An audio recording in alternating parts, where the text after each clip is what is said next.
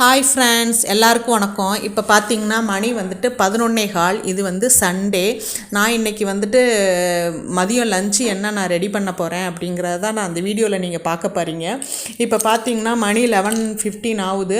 இப்போ பார்த்தீங்கன்னா கிளைமேட் ரொம்ப ஜில்லுன்னு இருக்குது. காலையில் சாப்பிட்டு முடித்தது லேட்டு தான், 10:30க்கு தான் சாப்பிட்டோம். ஸோ சூடாக ஏதாவது ஒன்று டீ குடித்தா நல்லாயிருக்கும் அப்படின்னு தோணுனதுனால பாலை அடுப்பில் வச்சுட்டு மதியானத்துக்கு என்ன செய்யலாம் அப்படின்னு பார்த்தேன். டெய்லி சாதம் அப்படியா இருக்குது. சரி, இன்றைக்கி வந்துட்டு என்னென்னா சோளக்கூழ், அதுக்கப்புறம் சப்பாத்தி ரொட்டி செஞ்சுட்டு மட்டன் வாங்கிட்டு வந்திருந்தாங்க என் ஹஸ்பண்டு.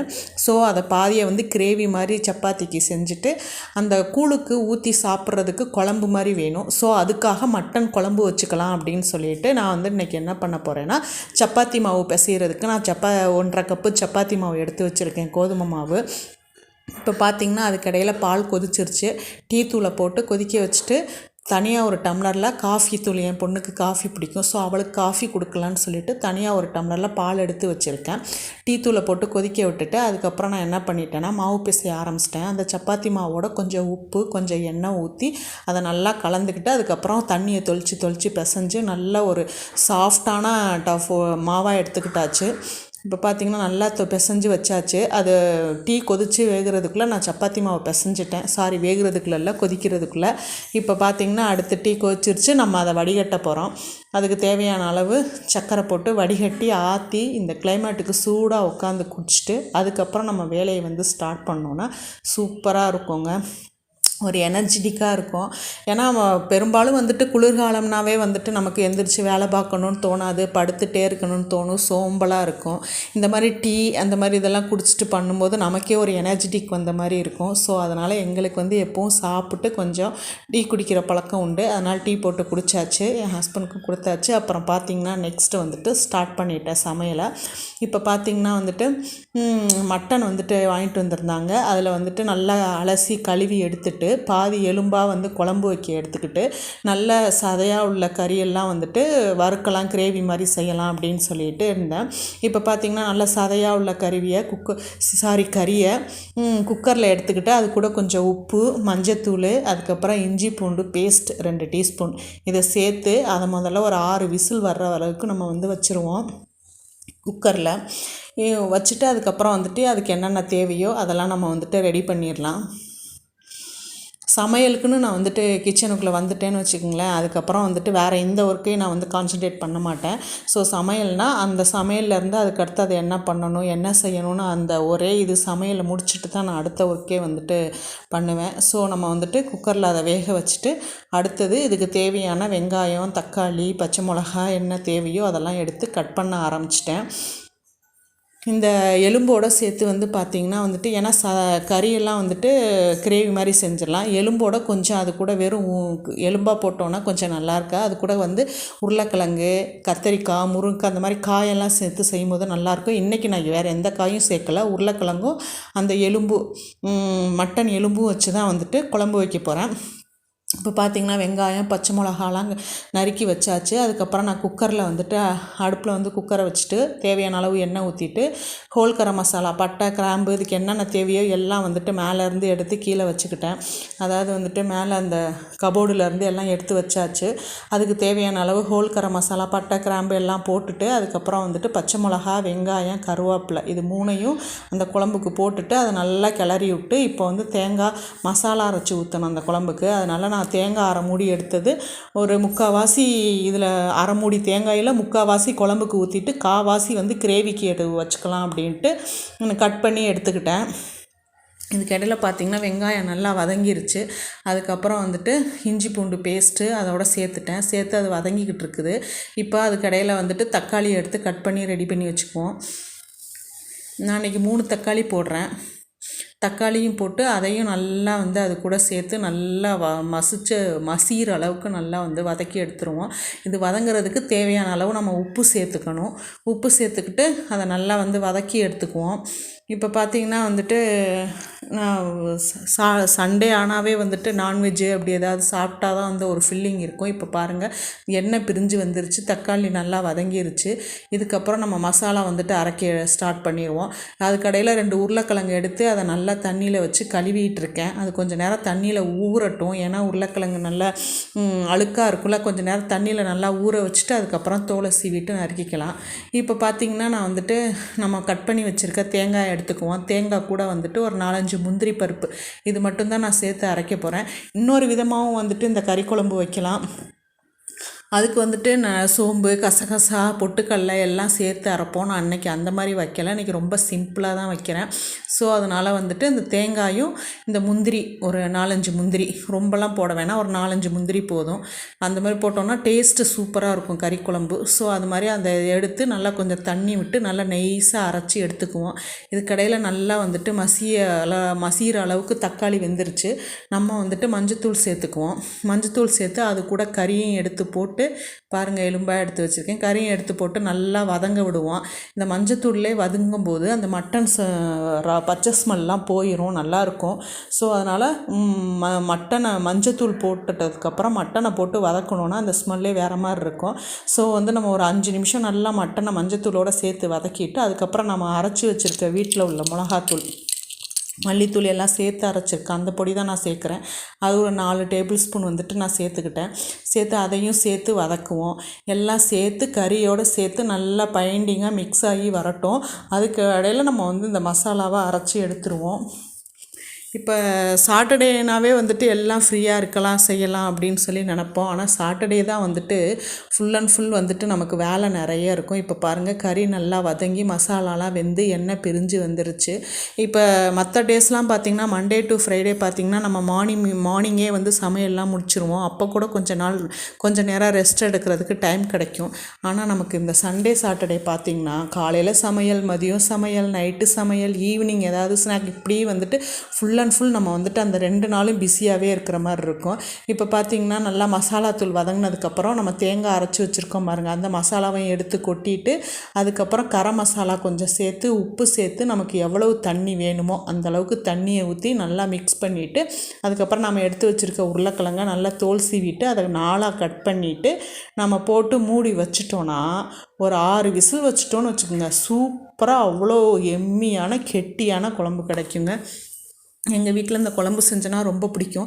இன்றைக்கி நான் ஸ்பெஷலாக ஒருத்தங்களுக்கு செஞ்சும் கொடுக்குறேன் நான். அது இப்போ பார்த்திங்கன்னா வந்துட்டு இப்போ அடுத்து வந்து நம்ம பார்க்க போகிறது கிரேவி தான், மட்டன் கிரேவி. இது வந்துட்டு இதில் வந்து புதினா, கொத்தமல்லிலாம் அரைச்சி போட்டு ஃப்ளேவர் சூப்பராக இருக்கும். இதுவும் வந்து நமக்கு தேவையான அளவு எண்ணெய் ஊற்றிக்கிட்டு ஹோல் கரம் மசாலா போட்டு சோம்பு போட்டு நல்லா வெடிக்க விட்டுட்டு 2 பச்சை மிளகா, கருவேப்பிலை, வெங்காயம் இதெல்லாம் அதெல்லாம் வெட்டி போட்டு அதெல்லாம் நல்லா வதக்கி எடுத்துக்குவோம்.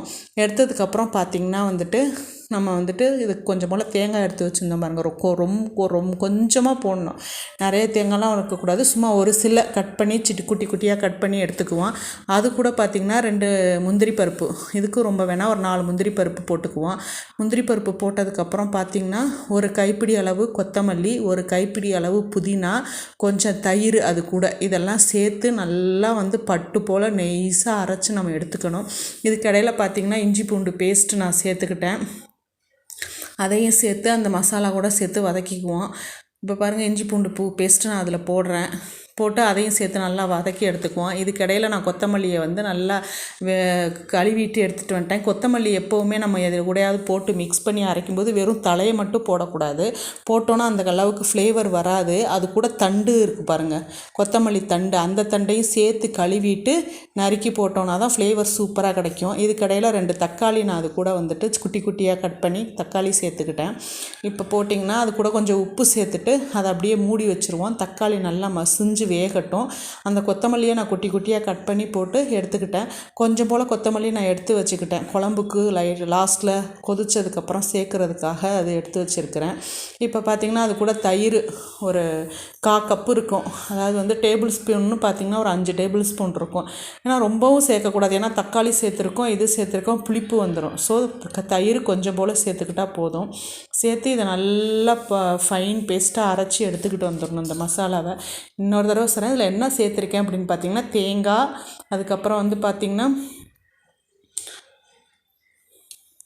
இப்போ பார்த்திங்கன்னா மசாலா அரைச்சிட்டேன், எடுத்துட்டேன். இதில் தேங்காய், அதுக்கப்புறம் வந்துட்டு முந்திரி, அதுக்கப்புறம் கொத்தமல்லி, புதினா, 2 பச்சை மிளகா சேர்த்துருக்கேன். அதுக்கு ஃப்ளேவருக்காக. அதுக்கப்புறம் தயிர் இதெல்லாம் சேர்த்து போட்டு தான் நான் அரைச்சிருக்கேன். இப்போ பார்த்திங்கன்னா நமக்கு தக்காளி நல்லா வதங்கிருச்சு. அதுக்கப்புறம் அதில் சேர்க்க வேண்டிய மசாலாத்தூள் 1 டீஸ்பூன் போல் வந்துட்டு நம்ம மிளகாத்தூள் சேர்த்தா போதும். 2 டீஸ்பூன் மல்லித்தூள், கொஞ்சம் போல் சீரகத்தூள், அதுக்கப்புறம் வந்துட்டு மிளகுத்தூள் சேர்க்க போகிறோம். மிளகுத்தூள் இப்போ சேர்க்க வேணாம். நம்ம அதை நல்லா கிரேவி சுண்டி வந்ததுக்கப்புறம் இறக்க போகையில் ஒரு 5 நிமிஷத்துக்கு முன்னாடி நம்ம மிளகை வந்துட்டு நல்லா நச்சுவிட்டு ஃப்ரெஷ்ஷாக தூவிக்கலாம், இல்லைன்னா மிளகுத்தூள் வேணாலும் தூவிக்கலாம். இப்போ பார்த்திங்கன்னா மசாலாலாம் நல்லா வெந்ததுக்கப்புறம் நம்ம வேக வச்சு எடுத்துருந்தோம் பாருங்கள் கறி குக்கரில், அந்த கறியை எடுத்து அது கூட சேர்த்துக்கிட்டோம். சேர்த்துட்டு அதுக்கப்புறம் வந்து நம்ம அரைச்சி வச்சுருக்க மசாலாவும் சேர்த்து உப்பெல்லாம் இருக்கா, எவ்வளோ தண்ணி வேணும் எல்லாம் செக் பண்ணிவிட்டு தேவையான அளவு உப்பு போட்டு அதை மூடி வச்சுருவோம். இப்போ பார்த்திங்கன்னா இது கூட கொஞ்சம் கரம் மசாலா சேர்க்குறேன், அந்த ஃப்ளேவர் நல்லாயிருக்கும். அதுக்கப்புறம் பார்த்திங்கன்னா அதையும் சேர்த்து ஒரு தடவை நல்லா கிண்டி விட்டு மூடி வச்சிட்டோன்னா நமக்கு எம்மியான மட்டன் கிரேவி ரெடி ஆயிரும். நம்ம இறக்குறதுக்கு ஒரு 5 நிமிஷத்துக்கு முன்னாடி மட்டும் நம்ம மிளகுத்தூள் சேர்த்துக்குவோம்.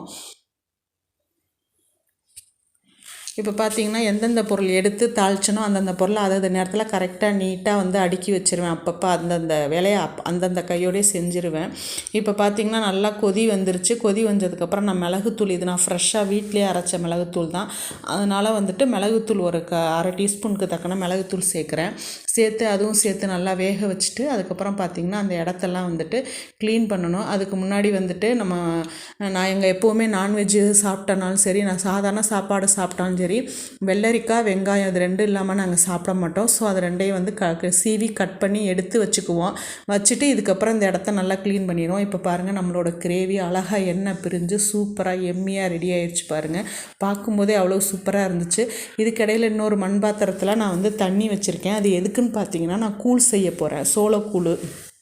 கறி குழம்புக்கு சோளக்கூழ் ரொம்ப நல்லாயிருக்கும். அந்த தண்ணி காய்கிறதுக்குள்ளே அந்த இடத்த வந்து நம்ம கட் பண்ணி வச்சுருக்கோம். அந்த இடம் ரொம்ப டர்ட்டியாக இருந்ததில் அதெல்லாம் நல்லா க்ளீன் பண்ணி எடுத்துக்கிட்டு இப்போ மாவு வந்து எடுத்துருக்கிறேன், சோள மாவு. அந்த சோள மாவு அந்த தண்ணி நம்ம வச்சுருக்கோம் பாருங்கள் கூழுக்கு, அது கூட கொஞ்சோண்டு டீஸ்பூன் வந்துட்டு ஒரு அரை டீஸ்பூன் வந்துட்டு நம்ம உப்பு சேர்த்துக்குவோம். அதுக்குள்ளே அந்த தண்ணி கொதிக்கிறதுக்குள்ளே நம்ம மாவை நல்லா தண்ணியாக கரைச்சி எடுத்துக்குவோம். ஏன்னா ஊற்றுனோட கெட்டி ஆயிரும். ஸோ அதனால் வந்துட்டு அதிலே தண்ணி வந்து நல்லா எடுத்துக்கிட்டால் தான் வந்து ஈஸியாக வேகும். நல்லா கொதி வந்ததுக்கப்புறம் தான் நம்ம மாவை போடணும்.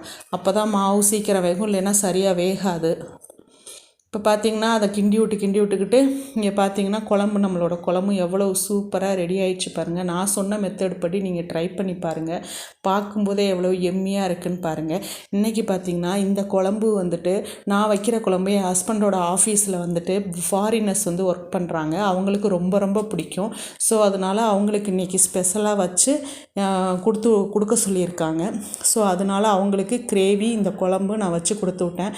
இந்த மட்டனை பொறுத்த வரைக்கும் இந்த க்ரீன் கலர் கிரேவி ரொம்ப ரொம்ப சூப்பராக இருக்கும். ஸோ அவங்களுக்கு ரொம்ப பிடிக்கும். அதனால் அவங்களுக்கு பேக் பண்ணி இங்கே வந்துட்டு ஏதாவது நம்ம இப்போ ஆர்டர் பண்ணோன்னா, ஆன்லைன் ஆர்டர் பண்ணோன்னா கொண்டாந்து வீட்டிலே டெலிவரி பண்ணுவாங்க பாருங்கள். அந்த மாதிரி வந்துட்டு இந்த மாதிரி சமையல்லாம் கொண்டு போய் கொடுக்குறதுக்கு டெலிவரி நிறைய பேர் இருக்காங்க, டெலிவரி பர்சன்லாம் இருக்காங்க. அவங்கள ஆன்லைனில் நம்ம வந்து காண்டாக்ட் பண்ணி நம்ம சொல்லிட்டோன்னா வீட்டிலே வந்து இதை வாங்கிக்கிட்டு போய் அவங்க வீட்டிலே கொண்டு போய் யாருக்கு தேவையோ அவங்க வீட்டு அட்ரஸை கொடுத்துட்டோன்னா அவங்க அங்கே கொண்டு போய் கொடுத்துருவாங்க. ஸோ இந்த மாதிரி தான் இன்றைக்கி என் ஹஸ்பண்டோட ஆஃபீஸில் அவரோட ஃப்ரெண்ட்ஸ்க்காக நான் வந்து இன்றைக்கி மட்டன் குழம்பு, மட்டன் கிரேவி இதெல்லாம் நான் வந்து செஞ்சு அவங்களுக்காக கொடுத்து அனுப்பியிருந்தேன். அவங்களும் சாப்பிட்டுட்டு சூப்பராக இருக்குன்னு சொல்லியிருந்தாங்க. நான் சொன்ன மெத்தட் படி நீங்களும் உங்கள் வீட்டில் ட்ரை பண்ணி பார்த்துட்டு எப்படி இருக்குன்னு எனக்கு கமெண்டில் சொல்லுங்கள். இன்றைக்கி பார்த்திங்கன்னா சோளக்கூழ் ரெடி ஆயிடுச்சு. அதுக்கப்புறம் எல்லாம் வந்துட்டு ஊற்றாமல் நல்லா பிளாஸ்டிக் பை போட்டு கட்டி அதை ஒரு கேரி பையில் கொடுத்து அவங்களுக்கு கொடுத்து அனுப்பியாச்சு. ஸோ அது வந்து போயிடும். அதுக்கப்புறம் பார்த்திங்கன்னா இனிமேல் தான் சப்பாத்தி தேய்க்க போகிறேன். அந்த இடத்துல திருப்பி வந்துட்டு நல்லா தண்ணிலாம் ஊற்றி வேறு நல்ல துணியை வச்சு நல்லா தொடச்சி நல்லா வந்துட்டு க்ளீன் பண்ணி எடுத்துக்கிட்டாச்சு. இதுக்கப்புறம் பார்த்திங்கன்னா நாம் வச்சுருக்க சப்பாத்தி மாவை போட்டு திரட்டி வந்து சூப்பரான எம்மியான ஃபுல்கா ரொட்டி எடுத்தாச்சு. இது நான் ரொம்ப காமிக்கலை, ஏன்னா வீடியோ இதுவே ரொம்ப லென்த்தாக போகுது. நான் ஏற்கனவே நிறைய சப்பாத்தி வீடியோஸ் போட்டிருக்கேன். ஸோ நான் இதை வந்துட்டு நான் சும்மா ஒரு 2 சப்பாத்தி போட்டதை மட்டும்தான் காமிச்சேன். இப்போ பாருங்கள் அந்த இடத்துல நல்லா க்ளீனாக சுத்தமாக தொடச்சி எடுத்தாச்சு. இதுக்கப்புறம் வந்துட்டு நம்ம சப்பாத்தி தேய்க்கலாம் வாங்க. அந்த மாவை வந்துட்டு ஃபஸ்ட்டு நம்ம எடுத்துருக்கோம் பார்த்திங்களா, அந்த மாவை நல்லா போட்டு தரையில் நல்லா குத்தி இந்த மாதிரி அழுத்தி தேய்ச்சிட்டு நமக்கு எவ்வளோ சைஸு வேணுமோ சப்பாத்தி அந்த இதை அழகாக திரட்டி நம்ம தோசைக்கல்லில் போட்டு நம்ம சுட்டு அதை அடுப்பில் போட்டு சுட்டு எடுத்துட்டோன்னா நமக்கு சூப்பரான ஃபுல்கா ரொட்டி ரெடி ஆயிரும். இந்த மாதிரி டெய்லி சாதம்ன்ட்டு வீக்லி வந்துட்டு நம்ம 5 days வந்து சாதம் அப்படி தான் சாப்பிடுவோம். சப்பாத்தி பூரிங்கிறது டிஃபனாகவும் டின்னராகவும் தான் செய்வோம். ஸோ இன்றைக்கி நான் வந்துட்டு இன்றைக்கி சாதமே செய்யாமல் மார்னிங் வந்து பார்த்திங்கன்னா நாங்கள் சாட்டர்டே சண்டே எப்போவுமே பழைய சாதம் பழைய கூழ் அந்த மாதிரி தான் சாப்பிட்டுக்குவோம். மதியான டைம் வந்துட்டு இந்த மாதிரி சப்பாத்தி கூழ் வெரைட்டிஸு இந்த மாதிரி வந்து கறி குழம்பு மீன் குழம்புகளுக்கு வச்சு இப்போ பார்த்தீங்கன்னா சப்பாத்தியை வந்துட்டு டைரெக்டாக ஹாட் பாக்ஸில் போடக்கூடாது. அடியில் வந்து ஒரு ஒயிட் கலர் துணியோ இல்லை ஏதோ ஒரு காட்டன் துணி வச்சு இந்த மாதிரி சப்பாத்தியை போடும்போது அது எவ்வளோ நேரம் ஆனாலும் சாஃப்டாக இருக்கும். பாருங்கள், இதுதான். தேங்க்ஸ் ஃபார் வாட்சிங். Please subscribe, like and share. Thank you.